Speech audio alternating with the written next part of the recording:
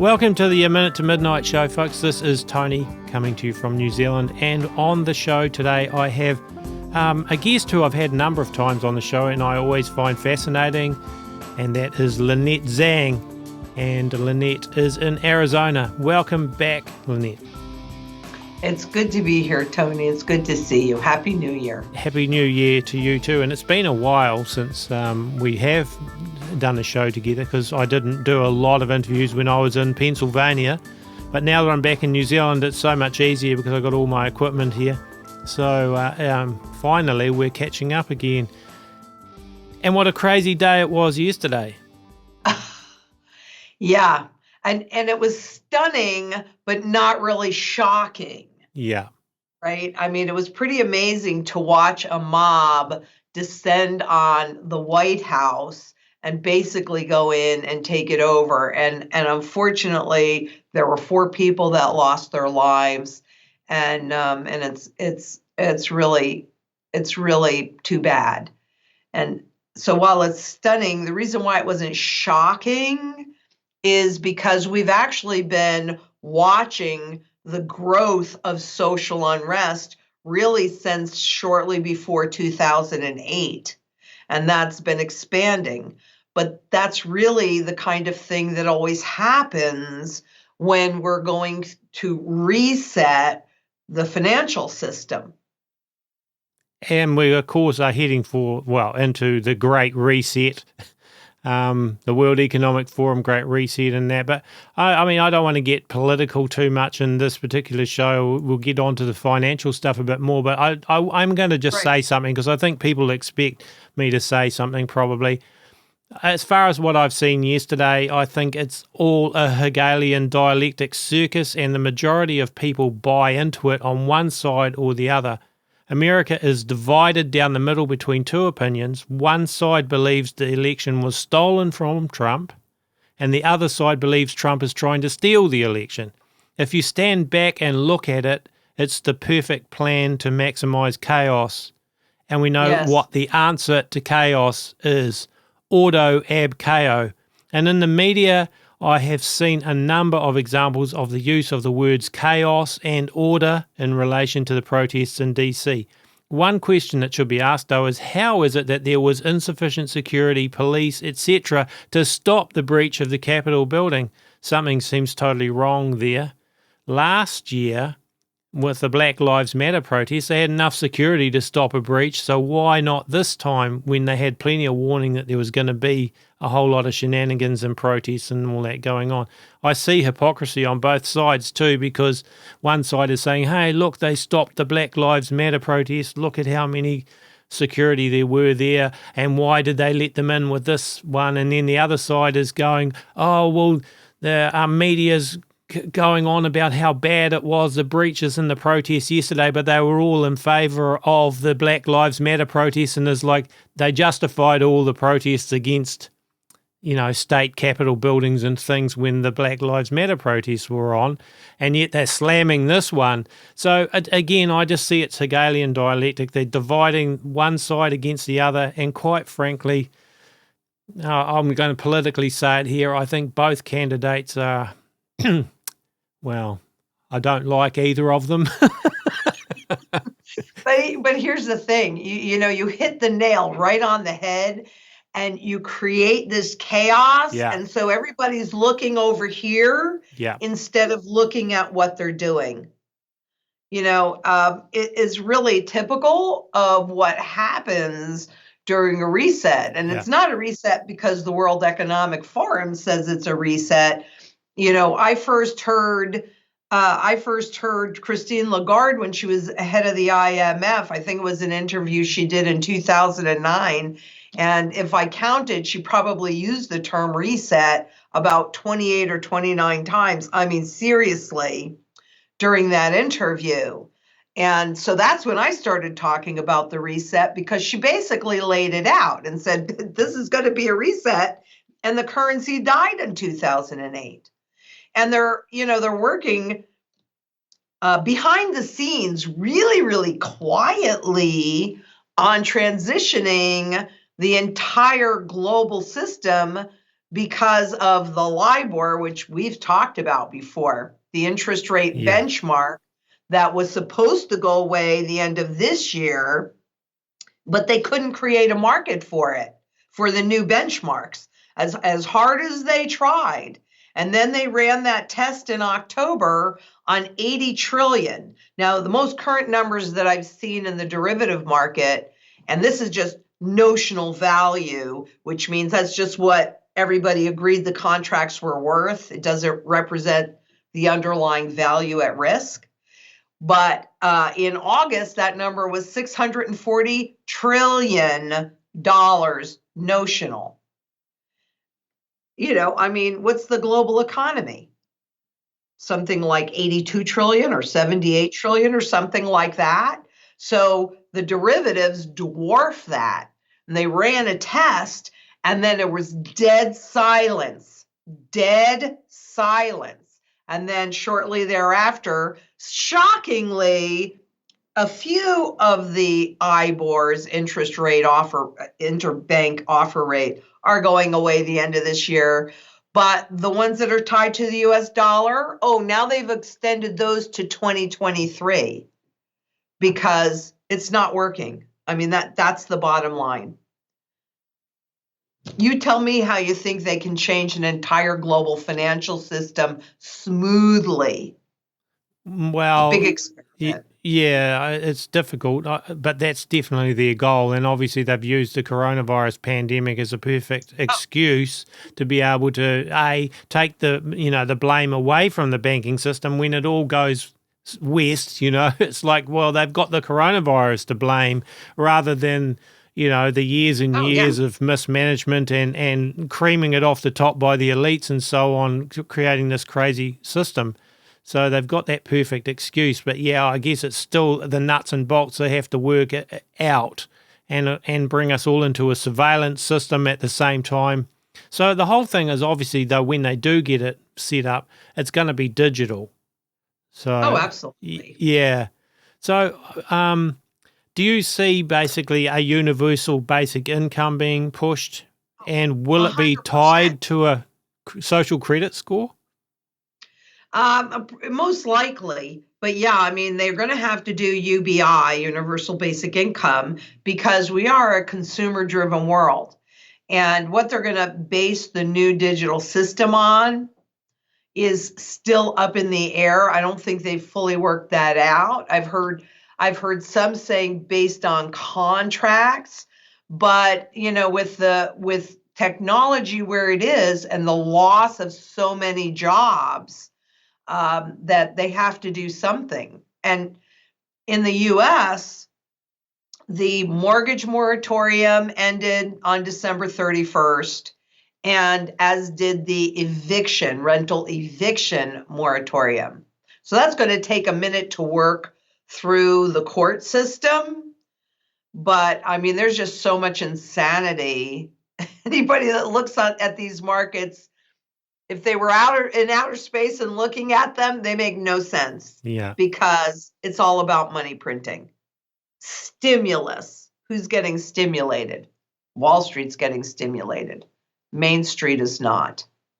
Well, it's interesting to see, the majority of people are, small businesses are down the gurgler and things like that, and with all the lockdowns and everything, no one can run a normal business properly in most countries and so on.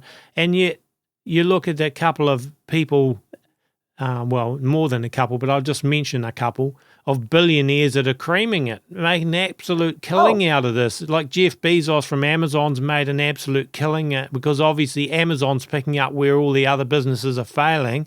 And I think that's by design. And then Elon Musk and his surveillance satellites and everything in the sky and everything else, he's creaming it as well. Those two people that have made a heck of a lot of money. And of course, Jeff Bezos, I think, owns the Washington Post, so they control the media as well. Of course they do. And keep in mind, too, with all this free money sloshing around, I mean, Elon Musk has had, 5 quarters of profits, a little bit of profit. He's been unprofitable this whole time. And he actually today, or at least this morning when I was listening to CNBC, he's now the wealthiest man on the planet. He passed Jeff Bezos. Okay. All right. Well, yeah.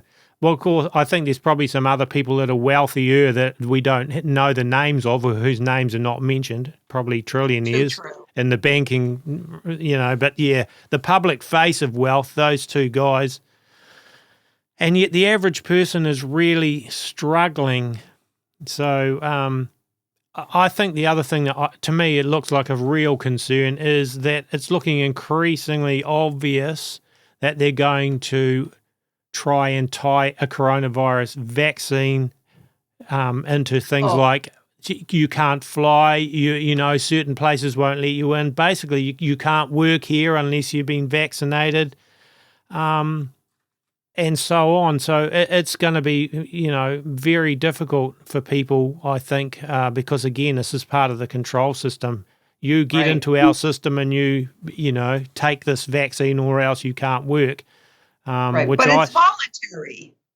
Supposedly. It's voluntary.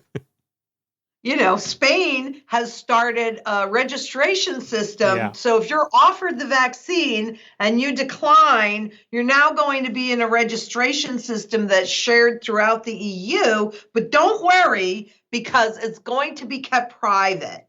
And after all, taking the vaccine, he made sure, the head of the Ministry of Health there made sure to emphasize that this was voluntary. This is not mandatory, but like paying taxes in the US, that's a voluntary system. So I called my accountant and I said, I don't want to volunteer. Right? Yeah, he did the same thing you just did. He laughed because it's not really voluntary. Yeah. But and I'm glad you brought that up because it's actually been interesting to me to listen to the talking heads on CNBC interviewing the heads of these corporations. And one of the questions they have been asking consistently, though many of the business owners or CEOs have been sidestepping the question, is whether or not they were going to make the vaccine mandatory in order to work there. Yeah, and you can see that, well, the World Economic Forum, with their pushing of the Common Pass, which is going to become more and more of a thing, I believe, for airlines. You can't fly, you won't be able to fly unless you've been vaccinated and you have this Common Pass and so on. And I think that'll flow into a lot more than just flying. I think it's a perfect, again, way to bring in more controls by using this supposed pandemic. Absolutely. And what also makes me a bit nervous? Bill Gates Foundation working with the government in Bangladesh to embed chips, small tracking chips inside of the vaccines. Yeah.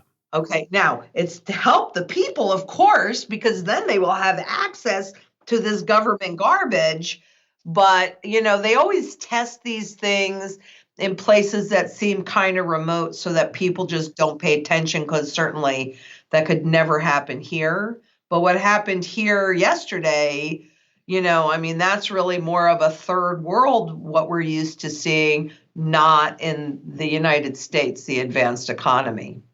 That was pretty interesting. So yeah, I think it's also interesting that it was under Donald Trump that Operation Warp Speed was introduced to get this crazy vaccine that's been untested. Well, 3 of them or 4 of them or whatever. Skip the animal testings. We'll just rush this thing through and vaccinate people. It was under Donald Trump that got pushed a fast track it. But Joe Biden had said, Trump is acting not fast enough when I'm in there type of thing. I'm going to speed this whole thing up even more. And, so it's like both candidates were pushing the same thing, which is vaccination, both pushing 5G. Forget everything else that we're being distracted by. They get those 2 things in place, and that's the control grid, So. Yep. I agree. I mean, we've been watching the surveillance economy really evolve, it's particularly over the last 10 years. Yeah. I maintain that the system really died in 2008, Yeah. and it was put on life support until they could get all these things in place.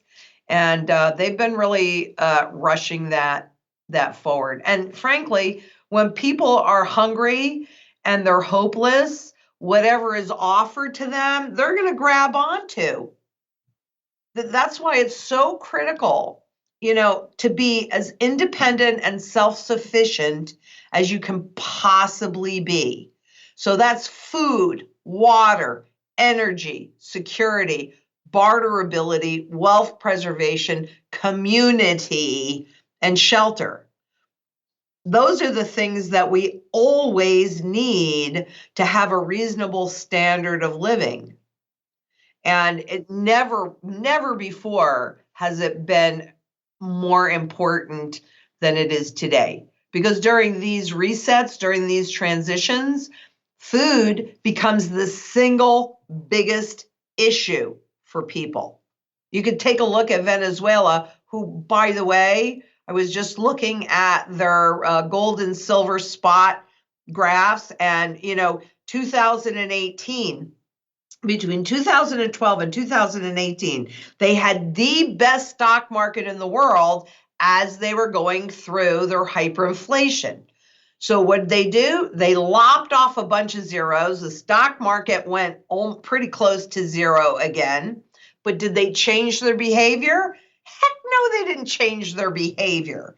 And so we're seeing a really similar rise in the spot gold and silver, because that's real money against the new Bolivar that doesn't have any more value than the old Bolivar had.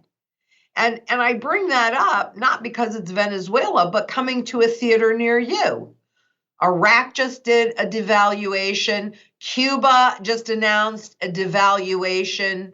There are a number of countries that are currently going through a planned currency devaluation, and they do this devaluation against gold because these currencies have no intrinsic value. They're based on debt, or even, or the ability of a government to grow more debt.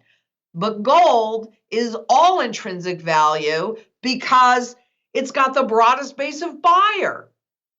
Whether it's industry or manufacturing or jewelry or the financial system or medicine or food, there is always a buyer of both physical gold and physical silver. But we're being pushed or nudged into this intangible world. And I was reading somewhere the other day, and it gave me chills, Tony, because this guy said this is probably the last generation or the last decade where people are going to divide their intangible, their digital life from their physical life. I don't live inside of a computer. No, but they want to put the computer inside you, which is the transhumanist agenda of the World Economic Forum, Klaus Schwab and others. Exactly. I guess we all have to ask ourselves if that's okay. That's not what I want. That's not what I want for my family. No. Same. I agree. Well, one thing that I get a lot of people commenting anytime I do anything about silver and gold and sort of try and encourage people with it, you get people that say, it's going to be a digital economy, silver and gold is going to be worthless in a digital, they blah, blah, blah, there's no point in owning it or they'll take it off you. So, we don't want to have anything to do with silver and gold because of those reasons. So how do you see it? Why should people, in your opinion, still be on board with silver and gold and a growing digital and transhumanist economy? Well, if all you plan on doing is laying on your bed with a chip in your head and that's where you live your whole life and you don't need to feed yourself, you don't need to do anything, then I suppose you wouldn't, because you're just basically a mummy. But the reality is that I believe really strongly in dynastic wealth. And so do the people that are really running this whole show. And dynastic wealth is the kind of wealth that has proven to last at least 300 years. And there are 3 legs to that stool: real estate, rare collectibles, truly rare collectibles, and then gold. Gold is money. These digits in your checkbook, well, they can push a button and put them in, like the FedNow accounts, and they can also push a button and prevent you from accessing them. So if you just stay digital and they decide to cut you off for any reason, what is your recourse? Then they have absolutely full control. Physical gold and silver are the only assets that are truly outside of the system. And that's why central bankers and governments don't like them. But that's why you need to have them, because you can always, 6,000 years of history is a pretty long time to determine it. And you can always convert your physical gold and silver into any currency, any good, or any service. But frankly, those digital assets or instruments, like even Bitcoin, look what Bitcoin's doing. Bitcoin has been touted as the gold alternative, and that it's outside of the system. It's not. You've got it on a computer, and you've got to convert it in through a node that's in the system. And they're changing the rules, so it's not as private. And actually, if you go on the Bitcoin site, it shows you it's not private. So why do you need it when we're going all digital? Because it's the only way for you to maintain your freedom. That's why. Yeah. And what if they decide to confiscate it, though? That's why, personally, I just buy collectible gold for myself. Now, I'll do bullion silver because I don't think they're as likely to confiscate it since it's get used up in manufacturing. But if you do the collectible gold, it's in a different category. And, you can see a 1 ounce coin go for $8 million. I've seen it go for $8 million, $15 million. Now, anybody that can pay $15 million for 1 ounce of gold is most likely to either write the laws or have the ability to influence those that write the laws. Plus, in a confiscation, again, in anything, they want you to volunteer, right? Yeah. Volunteer to take the vaccine, volunteer to submit to TSA, volunteer to pay your taxes, because then who do you complain to, right? So that means that they want it easy. And since they can control the spot market, which is really just a paper market, it's just a digital market, then it's easy to manipulate that price. So let's just say that spot happens to be at $3,000 an ounce when they choose to do that overt confiscation, because they've been covertly doing it for a long time. So let's just say that it's at $3,000. Well, what could inspire you to not care? We'll offer you $5,000 an ounce. And people, I don't know why they believe Wall Street, but they do.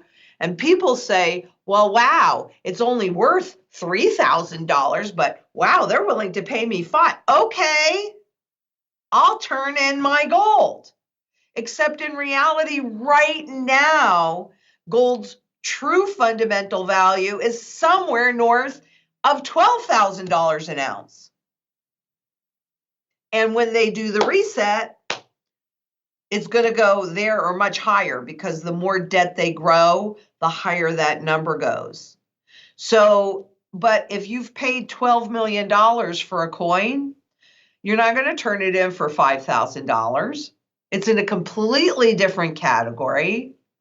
And it's kind of like in the US, where Congress has a different retirement plan and a different health plan. If I could pay to access those two plans, well, I'm thinking I'm going to be better off, but I don't even have that option. With gold and with silver, I do have that option. I don't need to spend $8 million on a coin, because frankly, when I look at a positive trend, which gold and silver are both in positive trends, and you know that regardless of what anybody says, because you can see a clear series of higher and higher lows. And you keep getting higher and higher lows, you'll get higher highs. And so both of them are in a long-term positive trend. And when they do that reset of the currency, they do it against gold. It's not Wall Street that's going to determine that. It's going to be when enough confidence is lost in the government, in the central bankers, then, and things get too expensive to support, they'll stop supporting them. They'll stop printing all of this money, or the confidence will be gone and it's not going to matter anyway. And then they'll have to reset the currency. So what do you want to be in? But yeah, I don't worry, and I can't do anything about that either. I can't even tell you how, because of course I have an urban farm here and everything. And Tony, I can't even tell you how many people have said, well, when the mobs come, they're not going to care. They're just going to tear up all your gardens and they're going to take what they want. Can I control that? No, I can't control that.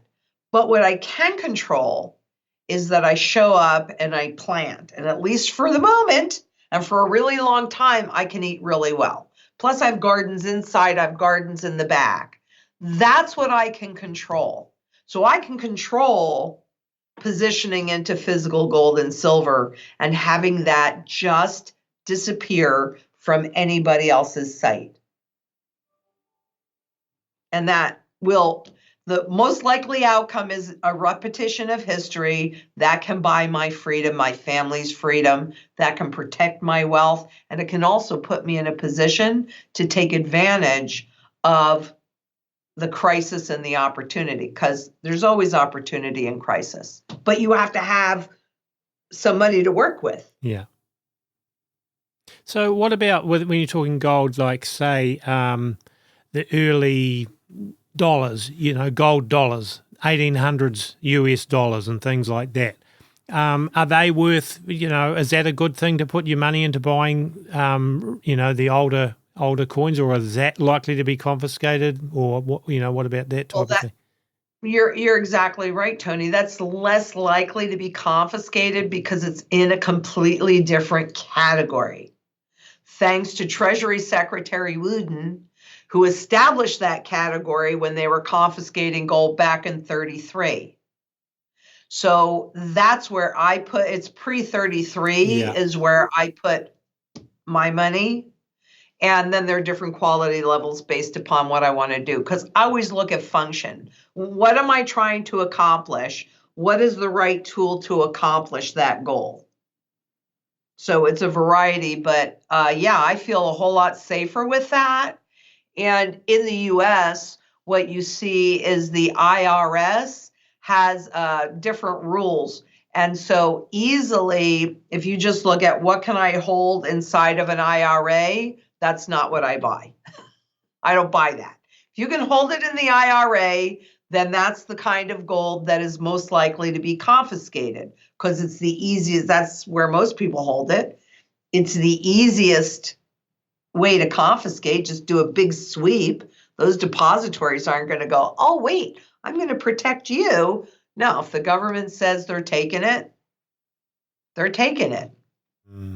So, if somebody was thinking, oh, I've got a few $100s to buy a bit of gold, I can't buy a full ounce, I haven't got enough, but I want to buy a little bit. Would you, are you better off to buy an old British sovereign, or to go out and buy a half ounce or a quarter ounce or whatever bullion bar? What would you say to people like that? I buy the sovereigns. Everybody's got to do what they're comfortable, but I buy the sovereigns, and I own sovereigns and old Swiss francs, not 1948, because those are restrikes. So earlier, and let's not forget silver, because it depends on your circumstance too, right? If you have a few $100, Well, you might be better off just putting that into silver, which is at like something like 27 bucks an ounce, and you'll probably buy it for 30 or 35. So, and silver is the secondary monetary metal. So they don't reset the currency against it, but it's still a monetary metal. So that's another option as well. So would you suggest for people that are doing silver, is it a good strategy to maybe buy a few like recognized coins like maples or liberties, or should you just buy rounds or bars that are not, or would you be better off to buy pre-64 US dollars that have got the silver content, 90% silver content? What would you know? I'm saying because it's kind of late in the game for some people to be getting into this, if you haven't already. So what would you suggest to those people? Well, number one, as long as we have the ability to buy, it is not too late. When it's obvious, the reset is obvious, or the confiscation is obvious, that's when it's too late. So, it may be later in the game, but the fact that we can still do it means you got to do it, and you got to do it as quickly as possible. But as far as silver goes, I own all of the above, everything that you mentioned. I have pre-64s, I have silver eagles. I personally think that the Austrian Philharmonics are the prettiest, but I also own a bunch of different rounds too. So an ounce of silver is an ounce of silver. And everybody should keep in mind that gold, anything that is gold or silver, regardless of its condition, is monetary at its base. So Aunt Bessie's sterling candlesticks that maybe they're dented or whatever, that's a very good thing to have because it's still 92.5% pure. So in any form that you can accumulate it, whether it's flat. I even have some chopsticks. I have picture frames that are sterling silver. I have jewelry that's sterling silver. So, and it doesn't matter if it's bent or broken or dented or tarnished, who cares? Right? Yeah. Just accumulate it, and it's not too late. As long as we can still do it, it is not too late. It's just not as cheap as it was, but it is still severely undervalued. And that's when you want to buy. Yeah. So sometimes you can find just sterling silver rings for next to nothing in, like pawn shops or secondhand shops or whatever, that type of thing. And it's always going to be sterling silver. So, yeah. Exactly. It's 92.5% pure. Yeah. It's worth holding on to anything like that. So sort of one more question then. Do you see us heading into inflation, rampant inflation or hyperinflation, or what do you, because to me, I already see a lot of inflation. I'll be honest, when I was in America this last time round, food seemed an awful lot more expensive than it did the last time I'd been over there. And I used to think that food in America was cheaper than in New Zealand, but now I'm thinking, I don't know. It's almost dearer in America than it is here now. Or it's certainly pretty much on a parity. Maybe New Zealand's cheaper. So to me, I've already seen the inflation, but it's inflating here as well, but maybe not quite as fast. So where do you see that going? Well, the central banks have already made the commitment to allow inflation to run hot because somehow they have not managed to hit their 2% target. Let's not mention the fact that they're looking at things that nobody's buying. But like you said, the food, that's why food does become the biggest issue for people. But yes, we're really running. I read a survey not that long ago, and they looked at all of the different states.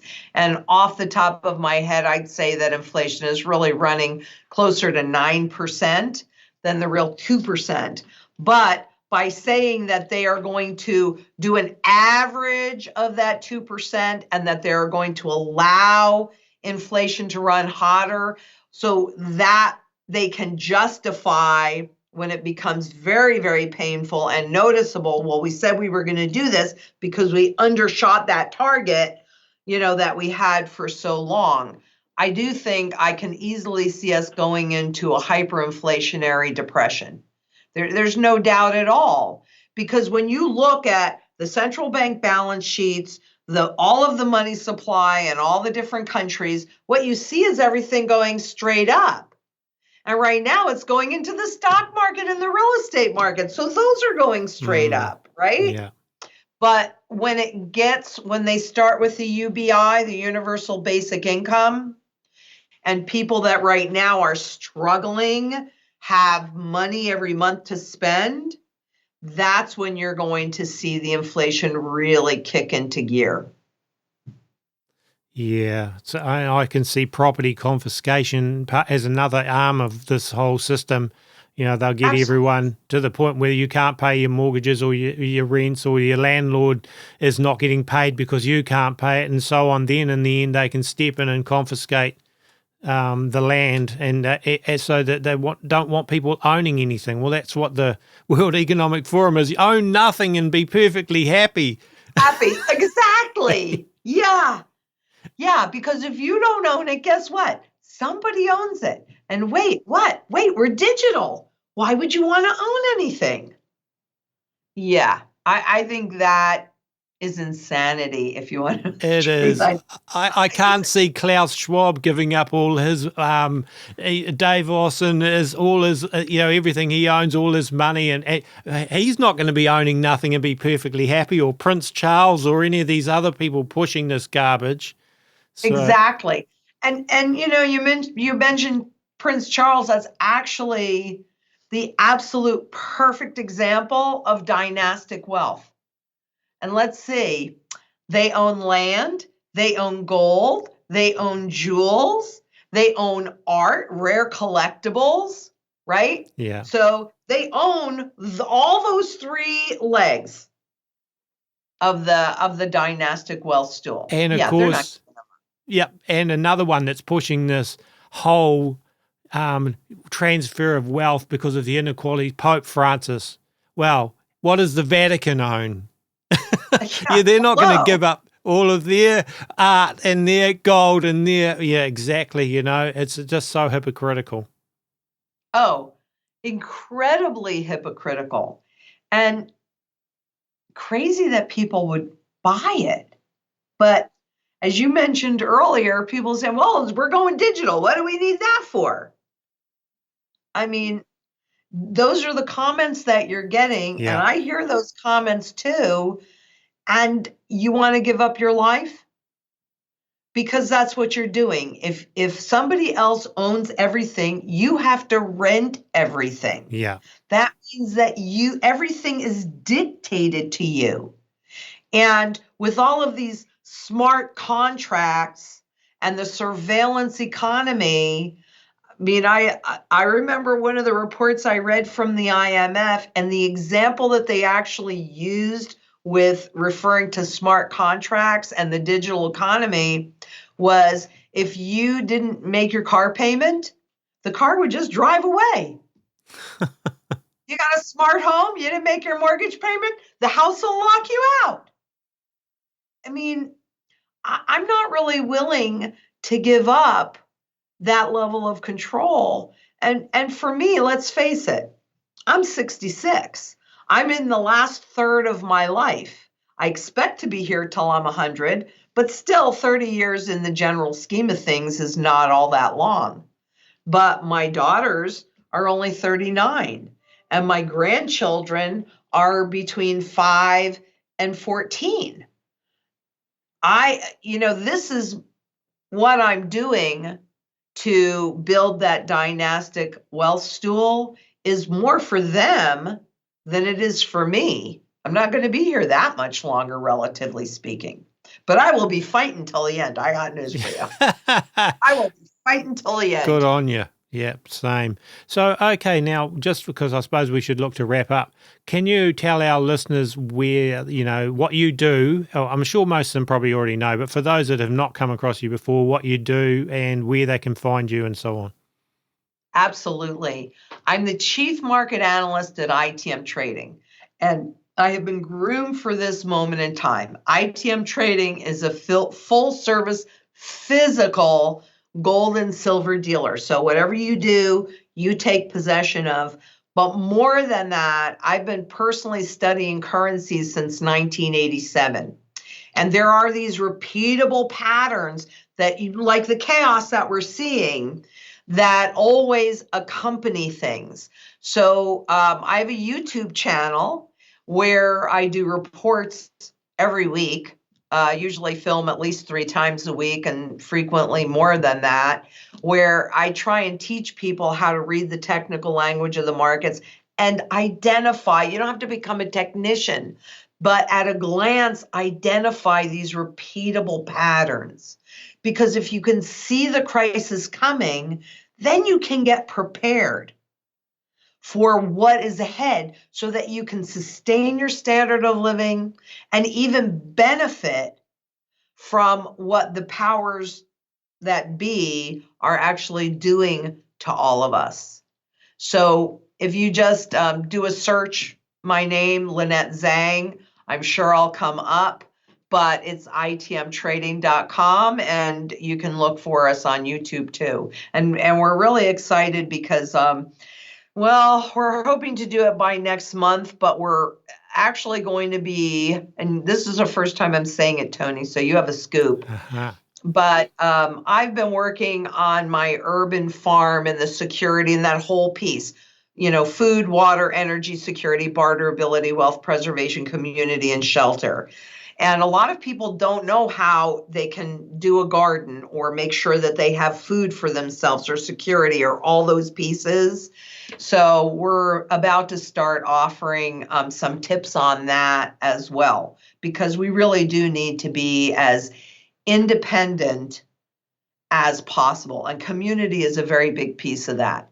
Excellent. Well, that sounds great. Yeah, and people should definitely follow your videos on YouTube and things as well. So, yeah, I want to say thank you very much for being on the A Minute to Midnight show again, and hopefully we won't be so many months till we have you back this time around. I hope not. And if you do make it back to the States, I hope you come to Arizona. That sounds good. I don't know if I'm going to be able to get on a plane and see you in New Zealand like I really want to. Yes, well, I don't know either about where this is all going to go. It's with the flights thing and everything, it's getting increasingly difficult. So who knows? But thank you again. Thank you again. It's been a great discussion, and I'm sure our listeners will have got some really good tips out of it. Good. I hope so, Tony. I'm very happy to be here. Thank you for having me. Thank you too. And folks, don't forget AMinuteToMidnite.com. You can find all of our shows on there in both audio and video format and completely separate from YouTube and iTunes. But we do have YouTube and iTunes channels as well. So make sure you are subscribed to all of the formats that we have. A Minute to Midnight is run 100% by donations. Really, we just can't do this without your ongoing help. So folks, if you are able to help, it's always greatly appreciated, and you can donate at the website aminutetomidnight.com. That would be much appreciated.